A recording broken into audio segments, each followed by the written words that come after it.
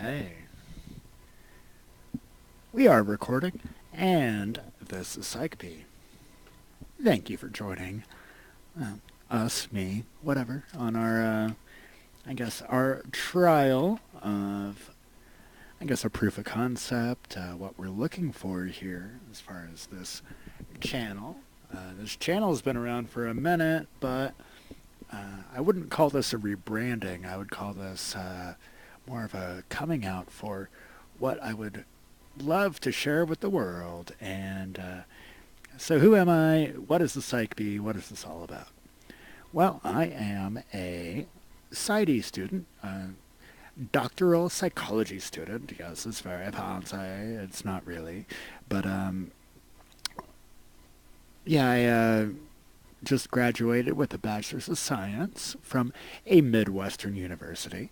And I am in a program as starting in August, and I was really inspired by other channels having to do with, there's other channels that have to do with, I don't know, all sorts of academic disciplines, be them physics or political science, or, a lot of it's STEM. There's nursing ones. There used to be a couple psychology ones, which is my focus. The psychology ones, it seems like people tend to pursue until just the normal phasing out process of YouTube, and it no longer. I don't know. There's a vacuum, I think, for especially the student aspect.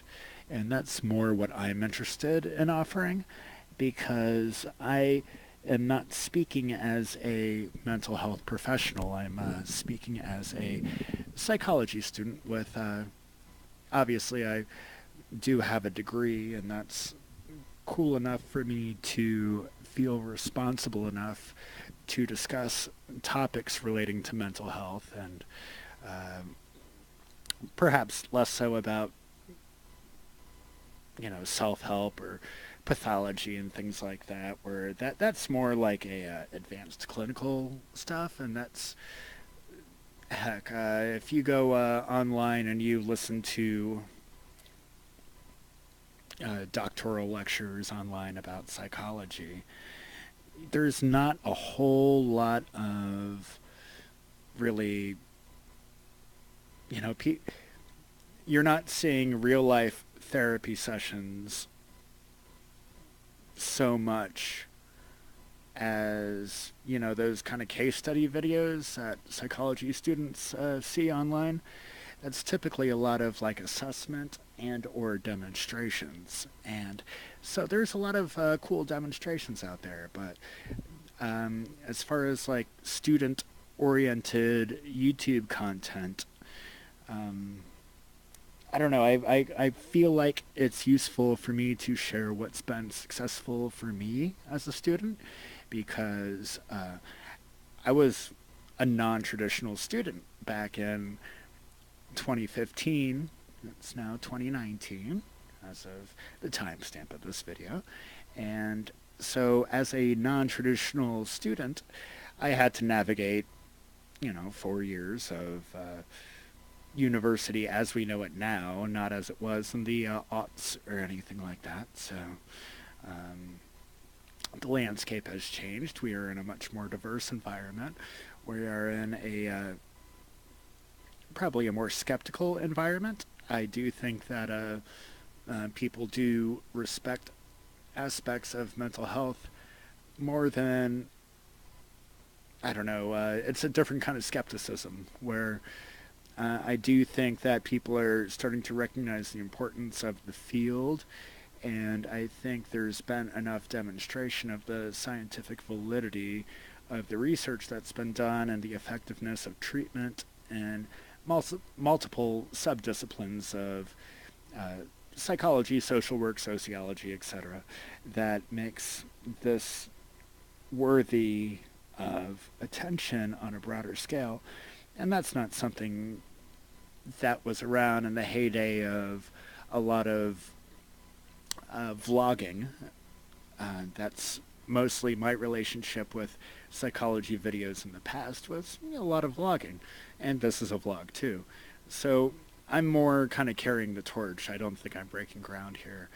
And even though I'm inspired by professionals, there's been a very cool boom in what happens when you take a lawyer and a professional lawyer like Legal Eagle and have them review pop culture, or you have linguists and have them review pop culture, and probably actual clinical psychologists as well. I just watched a interesting video today about an evolutionary psychologist taking down a PragerU video, and evolutionary psychology gets a bad rap for being, well, there's that would get its own video, and that's not part of this introduction. But point being is that it wasn't what I expected, and having someone come around to the perspective that we are not so different from animal behavioral psychology, and it had nothing to do with racist connotations or sexist connotations. It just had to do with how human beings, as biological animals on this earth, kind of interact with everything. So that was really cool. The conclusion, in case I don't know, I don't get around to it, was that when we were all fighting for resources, we were very violent and mean to each other, and the insertion of a spiritual being that encouraged violence made sense back in biblical days, but now the focus of religion on psychology is more utilitarian, or it always has been. And so now it would be a great time to reevaluate our interactions with what we're getting from our spirituality. And thus we, definitely see a shift, but anyone reasserting sort of traditional roles about law and order and sort of baseline aggression with that kind of Old Testament masculine, hyper violent God is sort of, it's not passe as in, oh, our sensibilities are too delicate.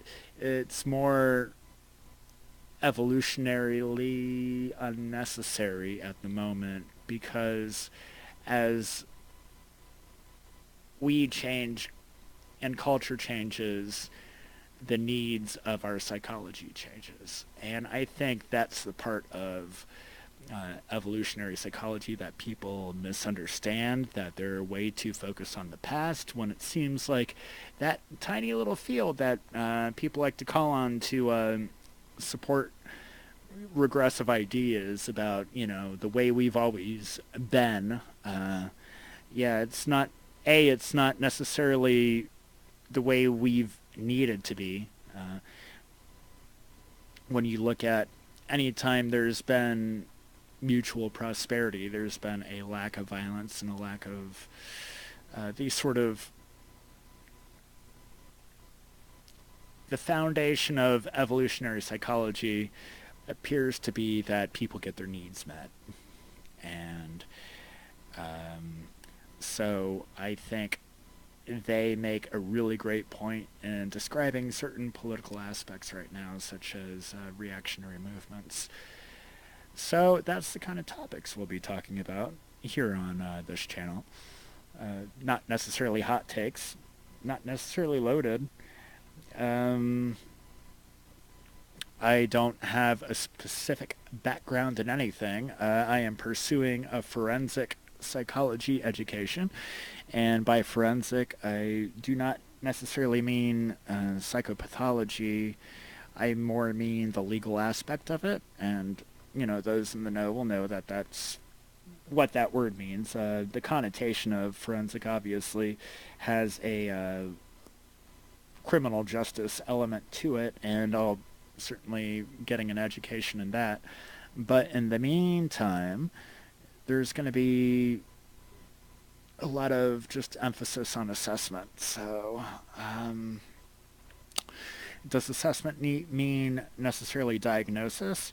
Assessment means data collection. So that's I'm approaching this with a bachelor's of science. I do consider myself a scientist first, but there's a lot of art and philosophy that goes along with the science, and that was in my intro course. That those three things.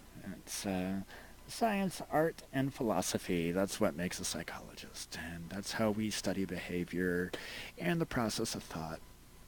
And that's something that I'm excited to share with everyone going forward. I think that there is space to have these conversations, and I certainly want to get live streaming up. I definitely want to get live feedback, and not necessarily live debate. I don't consider this space in opposition to anything. I'm not coming through it from there. I certainly do have the backing of my life experience and my values and my belief in an egalitarian society, and I really want to support that in everything I do in my work. But at the same time, it's not really my goal to browbeat that or anything like that. But I certainly don't have any issue with standing on integrity and denouncing bigotry specifically.